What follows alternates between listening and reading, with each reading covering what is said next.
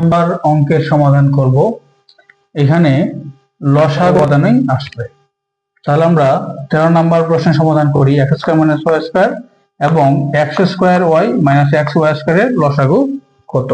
তাহলে আমরা প্রথম রাশিতে যাই। প্রথম রাশিতে আছে x square minus y square. তাহলে a স্কয়ার মাইনাস b সূত্র হচ্ছে a plus b into a minus b, এই সূত্র বসাইলাম। তারপর দ্বিতীয় রাশিতে আছে x square y minus x y square. তাহলে এখান থেকে যদি আমি xy কমন নেই তাহলে আমার থাকে x মাইনাস y। সুতরাং নির্ণেয় লসাগু। আমরা জানি লসাগু নির্ণয় করার সময় কমন আনকমন সব উপাদানই আসবে।